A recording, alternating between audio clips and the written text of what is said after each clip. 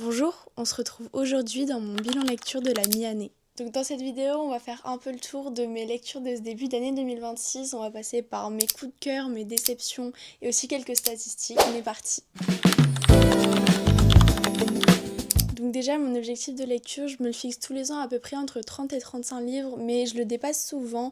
Cette année, j'avais mis 30 livres et je suis déjà à 21 lectures, donc je pense que je vais dépasser encore une fois mon objectif. Donc comme je l'ai dit, j'ai déjà lu un peu plus d'une vingtaine de livres en ce début d'année 2026, qui fait une moyenne de 3 à 4 livres par mois, ce qui est un rythme assez bon de lecture pour moi. J'ai comme d'habitude principalement lu de la fantasy, mais aussi de la romance historique et un peu de romance. J'ai organisé la vidéo sous forme de questions à répondre sur mon iPad juste ici, comme ça sera un peu plus facile et un peu plus organisé. Donc on va commencer par le vif du sujet, quelle a été ma meilleure lecture depuis ce début d'année, et ça a été Warrior Princess Assassin. C'était la sortie des éditions Rajo dont j'avais le plus hâte et j'ai vraiment pas été déçue. Je le précise directement, c'est une fantasy dans leur label New Adult, donc ça s'adresse à un public plutôt averti, il y a des scènes assez explicites, des scènes assez violentes aussi, et c'est un gros contexte politique assez complexe à comprendre, donc c'est vraiment pas à mettre dans les mains de tout le monde. Donc Warrior Princess Assassin, c'est l'histoire de 3 personnages. D'abord une princesse engagée dans un mariage arrangé qui au départ coche toutes les cases des clichés basiques de fantasy, mais qui très vite va nous surprendre et complètement balayer tous ces clichés. Elle est certes naïve et parfois impulsive, elle fait facilement confiance parce que elle a été surprotégée toute sa vie, mais elle veut aussi s'en sortir par elle-même, elle fait preuve de courage, elle veut vraiment faire changer les choses en y participant activement. Le deuxième personnage qu'on suit, c'est l'assassin, c'est un ami d'enfance de la princesse qui a une histoire vraiment pas facile avec de gros triggers. Au fur et à mesure, il lâche un peu sa carapace et on apprend à le découvrir. Même si au début j'ai eu un peu de mal avec ce personnage, au fur et à mesure de la lecture, on en apprend plus sur son passé, son histoire et on comprend un peu mieux ses réactions, ses comportements, ses manières d'agir, etc. En tout cas, il est très protecteur envers son ami et fait preuve d'une grande loyauté. Enfin, le troisième personnage, c'est le guerrier ou aussi le roi ennemi ou alors le mari arrangé de la princesse. Il est doté d'une magie très puissante et il est réputé comme quelqu'un de redoutable, implacable et très dangereux. Mais on va vite se rendre compte que lui aussi, il a un peuple à préserver, des intérêts à défendre et qu'il cherche à faire le mieux pour que tout le monde soit content. Il est sous tension de tous les côtés et on va vraiment le découvrir au fur et à mesure, même si on n'imagine pas forcément tous les enjeux dès le début. Donc ces 3 personnages vont se rencontrer, leurs destins vont se lier. C'est un premier tome assez introductif. En réalité, c'est un peu lent, il se passe pas énormément de choses, c'est surtout de l'intrigue politique de fond et des interactions entre les 3 personnages. Mais si vous aimez vraiment les romans où l'intrigue principale c'est les relations politiques, les complots, les secrets, les trahisons, vous allez être servi ici. Les relations sont aussi très bien menées, j'ai vraiment aimé découvrir, même si on ne soupçonne pas vraiment ce dénouement-là. En tout cas, ça annonce du très très lourd pour la suite et j'ai très hâte de la découvrir. Ensuite, on va parler du livre qui m'a le plus surprise en ce début d'année et il s'agit de La Bénie de Césarée. J'avais quelques craintes en me lançant dans la lecture de La Bénie de Césarée, j'avais peur que ça soit lent, trop contemplatif à mon goût, mais au final, pas du tout.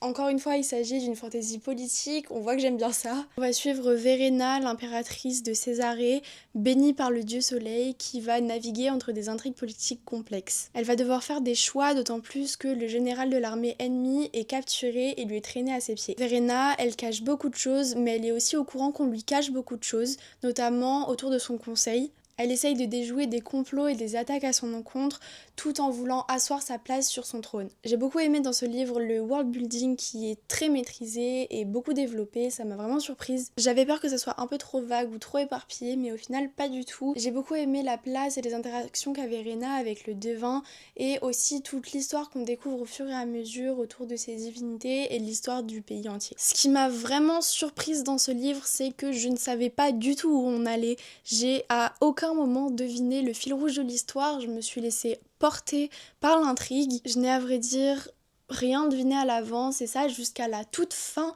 puisque je n'avais vraiment pas imaginé ça. C'est pas une fin comme on peut l'imaginer ou comme on a l'habitude. En tout cas, moi je ne l'ai pas du tout vu venir et ça a été un gros point positif. La prochaine question, c'est ma plus grosse déception en ce début d'année et à vrai dire, j'ai pas vraiment de grosses déceptions.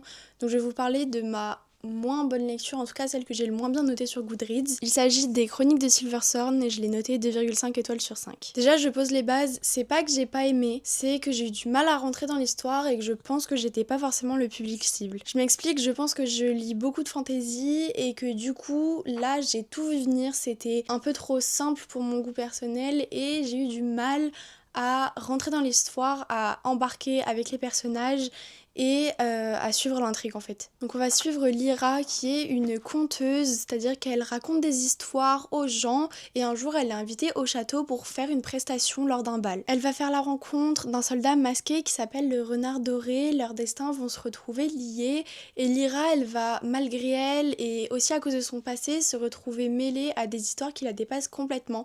Elle va être propulsée au sein de la cour royale mais aussi au-delà des frontières. Elle va chercher à protéger ses intérêts et sa famille tout en incarnant son pays dans ce rôle de conteuse. Je pense que ça pourra plaire à beaucoup de monde, c'est une histoire vraiment fluide et facile à lire, c'est parfait pour l'été notamment si vous voulez une fantaisie pour vraiment pas se prendre la tête. Ça coule tout seul, l'histoire avance bien, l'intrigue avance vite, il y a des actions, des rebondissements. Et moi simplement j'ai eu du mal à rentrer dans l'histoire et m'attacher profondément à l'intrigue et voilà, pour moi ça a pas été une super lecture, je lui ai quand même donné 2,5 étoiles.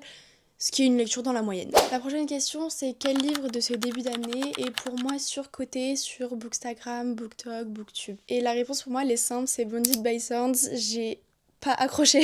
Il était vraiment partout, il a fait phénomène. Je vois pourquoi, mais je lirai pas la suite. Je vais pas longtemps m'attarder dessus parce que ça m'a pas vraiment marqué et j'ai pas vraiment retenu l'intrigue. Je peux vous dire en tout cas que c'est une réécriture de La Belle et la Bête où une fille se retrouve propulsée au milieu d'un château avec 4 princes qui peuvent se transformer en bêtes sauvages. Ils sont atteints d'une malédiction, ces 4 princes de royaumes différents, et elle se retrouve au milieu de tout ça. Vu qu'il était très hypé et que généralement j'aime énormément les réécritures de La Belle et la Bête, j'ai dit pourquoi pas, je me lance, et au final j'ai vraiment pas accroché. Honnêtement j'ai trouvé l'intrigue très décousue, le livre était plutôt là pour les scènes de smut. Disons que j'ai trouvé qu'il y avait vraiment un décalage entre l'intrigue qui essaye de prendre une place mais n'est pas assez forte et n'a pas assez d'importance par rapport aux relations qui elles prennent toute la place. J'ai trouvé que ça n'avançait pas vraiment et les twists, les rebondissements ne m'ont pas du tout surprise. Ça reste une bonne intrigue de fantasy même si c'est beaucoup plus de la romantaisie. Voilà, il faut savoir à quoi s'attendre en se lançant. La question suivante c'est quel livre j'ai abandonné en ce début d'année. Il se trouve que j'en ai abandonné un seul et il s'agit de Celle qui n'avait pas de reflet. J'avais énormément d'attentes encore une fois. C'était une intrigue qui changeait un peu de ce que j'avais l'habitude de lire donc je m'y suis lancée en étant très heureuse de découvrir ça mais malheureusement j'ai lu la moitié du livre et puis je me suis arrêtée parce que tout simplement j'ai trouvé ça très long, très lent. J'ai eu beaucoup de mal à voir où on allait, à suivre un vrai fil rouge à l'intrigue.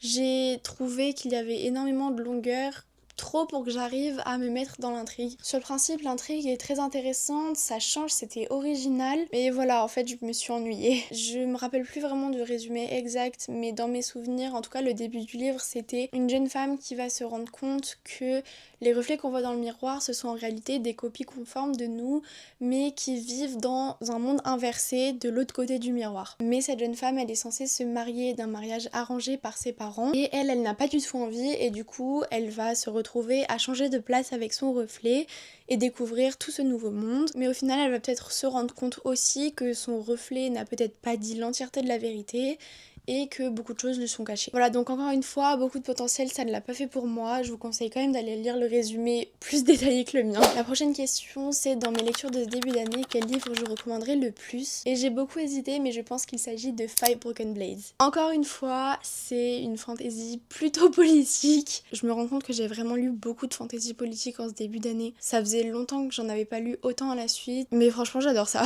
Donc Five Broken Blades, c'est l'histoire d'un groupe de personnes totalement différents qui vont se retrouver forcés de collaborer pour un même complot politique. Dans ce groupe, on retrouve une voleuse, une tueuse, un homme de main, un espion, un noble et aussi un prince déchu. Ils sont tous amenés à se rencontrer pour leur capacité ou ce qu'ils ont à offrir dans le but de renverser l'empire. Chacun ment à tout le monde, cache ses véritables intérêts, que ce soit à leurs amis mais aussi à ceux qu'ils pensent être leurs ennemis. Ils vivent sous l'emprise d'un roi tyrannique qu'ils veulent à tout prix destituer. Chacun a une histoire particulière qui leur pousse à participer à cette quête, mais ils vont se retrouver dans des situations qui vont les forcer à se faire confiance, à se livrer, mais aussi des fois à se trahir. Les rebondissements sont de tous les côtés, on ne les voit vraiment pas venir, il y en a de partout. Ça parle de trahison, ça parle de passé, ça parle de liberté. Encore une fois, je me suis laissée happer par l'intrigue et j'ai été surprise jusqu'au bout. Et franchement, la fin me donne très hâte de lire la suite.